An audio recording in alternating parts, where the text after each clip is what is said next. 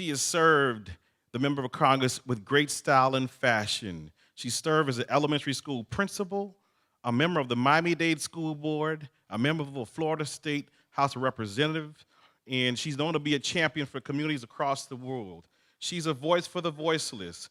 I can tell you folks, I've seen her firsthand in action representing and care for the great country of Haiti.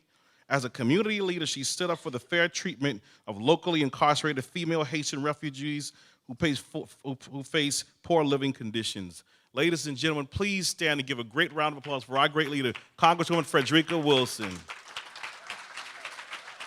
Your accomplishments will have a lasting impact on Haiti and the world.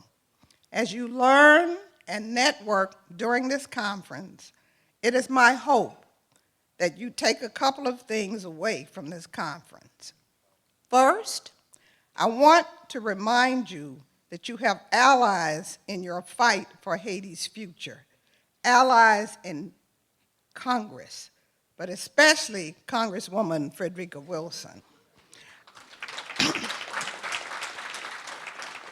I've been on the front line for Haiti for many, many years, long before I met any of you, and long before I was in public office. I used to travel to Haiti for vacation so many times. Also, I hope that you understand that many of the answers to Haiti's problems can be solved by the people in this room and people like you. You have the talent, you have the ideas, you have the strength, you have the wisdom. I became active on Haitian issues for two main reasons. Number one was that my father always preached, when you see a wrong, fight, fight until you make it right. Number two is that Haiti's issues are not immigration issues. They aren't economic issues. They aren't cultural issues. Haiti's issues are human rights issues. They are issues that affect every human and can be resolved through demanding dignity, respect, and freedom for all people, regardless of who they are. So, back in the 80s, I was a school principal, and I was reading the Miami Herald detailing unconscionable conditions of Haitian women detained at Chrome Detention Center. So I started to work with Father Gerard John Juice. I worked with my sorority sisters, Alpha Kappa Alpha sorority, and our and Florida Senator Lawton Childs. I was on the radio weekly calling for their release.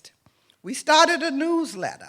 We took Senator Childs to Chrome, and after months of relentless advocacy, we were successful in getting the women released back into the community.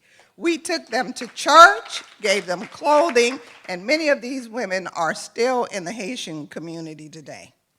I was an elementary school principal then, but I had to get involved because these women could have been my sisters, my daughters, my mothers, my relatives.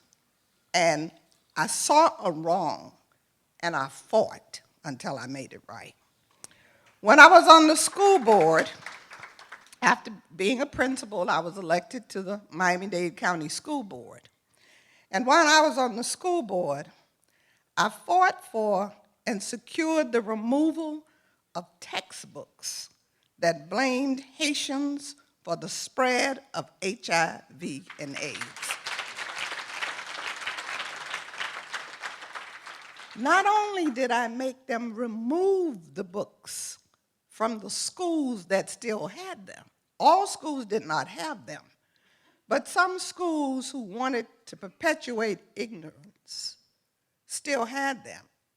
So not only did I make them remove them, but I made them publicly burn every one of those textbooks that contained that hateful language, and they did that. I also worked to help discrimination against Haitians from donating blood. That was a horrible time in the history of Miami-Dade County, but when you see a wrong, you fight. You fight until you make it right. And that's who I am. That's what I have always been, and that is what I will always continue to be. When I was in the Florida Senate, I introduced a bill that would have prohibited usage of the term illegal alien from official documents to describe undocumented Haitians and other immigrants. I'm most proud that for nearly a quarter of a century, I have sent thousands, not hundreds, thousands of Haitian boys to college through my program, the 5,000 Role Models of Excellence Project. However, when I was elected to Congress, I had a larger global stage to advocate for Haiti. Just weeks after taking office, I visited Haiti. Tamara, Shirley, where were they? They're here. From my office, where's Tamara? From Island TV.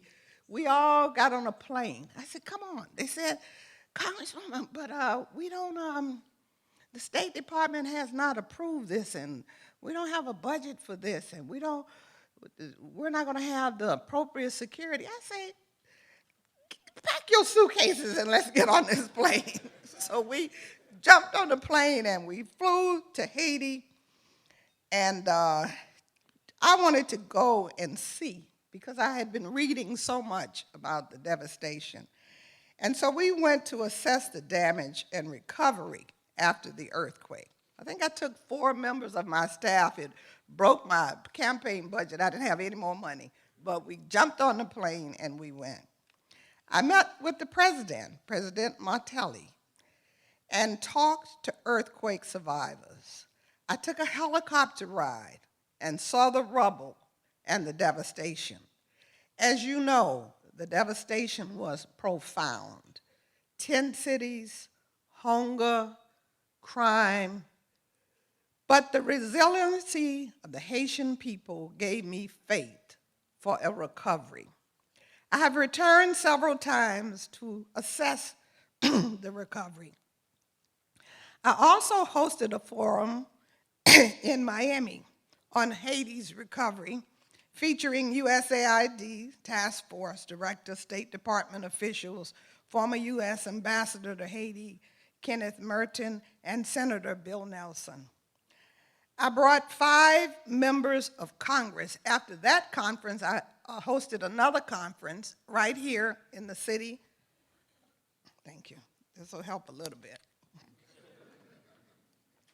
In the city of North Miami to talk about immigration and to discuss immigration concerns. This was during the time that we were crafting the immigration bill, and I wanted to make sure that Haiti and Haiti's priorities and objectives were included in that immigration bill, that the immigration bill was not just about Hispanics, but the immigration bill was about all immigrants, including immigrants from Haiti. Those members of Congress who came to talk with the Haitian community and address them are some of our friends that you know. Congresswoman Yvette Clarke of New York, Congresswoman Sheila Jackson Lee of Texas, Congressman Mark Vesey of Texas, and Congressman Luis Gutierrez from Illinois. I sponsored Haiti Week in Congress, which addressed recovery issues, gender-based violence, tent cities, governance, disease outbreak, land rights, and federal aid accountability. The Haitian diaspora joined me in Washington, D.C., as members of Congress and leading experts discussed Haiti's challenges at length and propose solutions to those challenges. A lot of things came out of those meetings, and that is what my work for Haiti is all about: results. Advocacy without efficacy is pointless. You must have real results that change lives. That is why I work so hard for the extension of TPS for Haitians after the earthquake. Not only did I work for TPS, but we paid the fees for the families of the boys in the 5,000 Role Models of Excellence project who were affected by temporary protective status, and many of their parents were at risk. That is why I successfully lobbied to Homeland Security to add Haiti to the list of nations eligible for U.S. H-2A and H-2B work visas, which is a big deal and puts Haiti on the same footing as other developing nations with a talented professional class. That is why I worked so hard and lobbied the White House to establish the Haitian Family Reunification Parole Program. No humane immigration policy can split families apart. So I was very excited for the creation of the parole program. There's a picture that hangs in my office with President Barack Obama, with me with a letter in an envelope, passing it to him, that discusses family reunification. And that picture, everybody who comes and says, "What was in that letter that you were giving the president?" And my whole office says, "Family reunification." That is also why I arranged a conference call with the State Department officials to urge them to monitor the Dominican Republic's treatment of Haitians to ensure that their Haitian rights are protected. We met with Dominican Republic officials several times in Washington. They assured us that the U.S. and the Dominican Republic would work to ensure human rights protections. I just returned from Haiti on a congressional delegation, and we discussed the Dominican Republic's treatment. It is not good. All is not well. It is not well. No matter what you read, what they say, people are suffering. And the State Department has to move quickly to deter what we saw happening as people were self-deporting and were forced to deport. They're beginning to live on the border in tent cities again. It is not well. It is not a good human rights picture. But they try to pretend that they're working with the Haitian government and that they're trying to make things right. So we're hoping when Haiti stabilizes after the formal election is over and we have a new president in place, this will be at the top of the agenda for the new administration. I was in Haiti also to observe the presidential elections. I was pleased that the elections were mostly peaceful as we observed. It is so unfortunate that there have been so many questions since the polling, but I remain hopeful that the subsequent issues can be resolved so that the country can move forward. We cannot go back. We've got to move forward.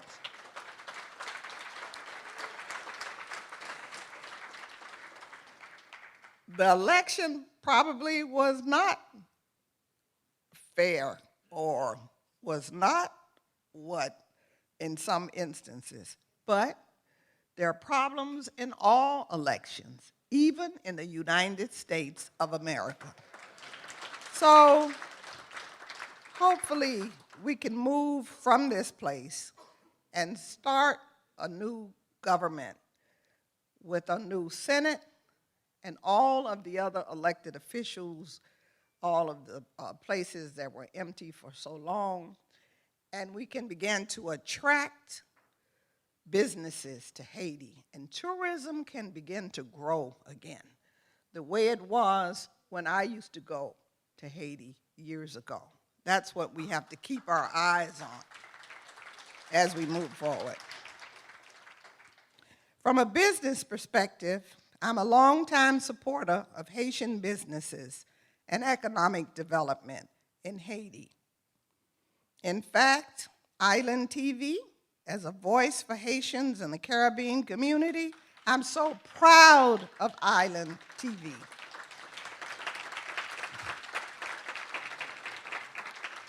They are an important source for news and events in the Caribbean, and as usual, they're covering this event, and they will tell you, I will fight for Island TV until I have no breath in my body. The business community throughout the diaspora is vital to Haiti's recovery and future growth because they will be the source for much-needed currency to lessen foreign dependency. I've heard from too many Haitians that they cannot do business or projects in Haiti because the US government is blocking them. Haitians can have no impediments to being a part of their future. That is unacceptable. Unacceptable. So while in Haiti, I met someone from the State Department, and I said to him, so many of the Haitian diaspora want to do business in Haiti. They want contracts. They want to come back and help build their country, and they want to do this, and they want to invest. But it's almost a rumor that the Haitian government is stopping them. But I've learned that it's not the Haitian government, that it's the United States that's stopping them. So what we decided to do, and Tamara was right there with me, we got his card from the State Department, and I said to him, please make sure that you know that you will hear from me again. No problem, Congresswoman. That's not a problem. I said, because what we're going to do, we're going to work with the diaspora, and we're going to put together a forum. And we want the State Department to come to break down the process for working with aid agencies and address the many concerns that the diaspora has about the barriers from doing business with Haiti. So I'm gonna ask you that if this has anything to do with your desires and your vision, just give your business card with a member of my staff. I have 3 people here today. I have Shirley, Greg, and Tamara. Raise your hand. So give your business cards to them if you want to. Are you interested in attending? And Claire, this is something I'm going to be working with you with to set up with our mayor and with our county commissioner so that we can make sure this gentleman is not talking out of both sides of his mouth, because that's what sometimes happens with the State Department. Also, you can get the U.S. Haitian, well, it just happens with everybody. Not only the State Department, it happens with everything. Politics is politics, and this is what happens. On one day, it's shiny. On the next day, it's cloudy. On another day, you know what you said on the other day, but I really didn't mean that way.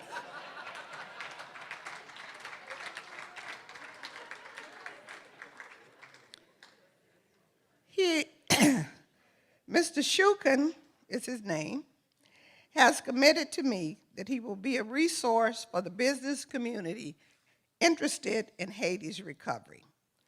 One point I want to make very clear is that there will be no recovery without all of you in this room. Haiti cannot do it alone. You're going to have to help. Haitian professionals in Haiti and around the world are critical to rebuilding Haiti and the Haitian community abroad. So you must rise up and answer the clarion call to creating a new and better Haiti. You must rise up like Bookman when he sparked the Haitian Revolution.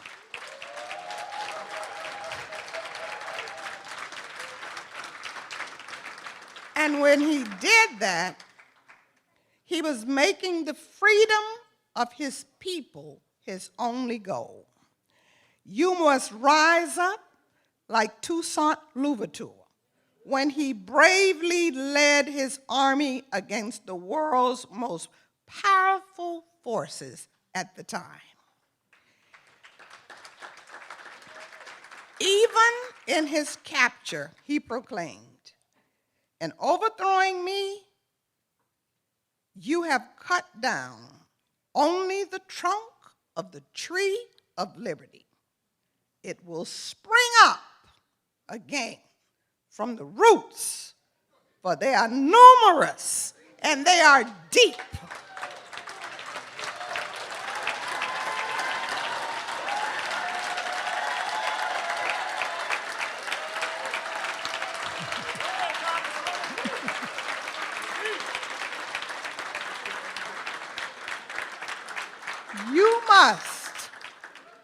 You must rise up like the mothers, sisters, and daughters of Haiti, who are the nation's roots of freedom and have sustained Haiti from being the first and only slave revolt that created a nation to the talented sleeping giant that it is today.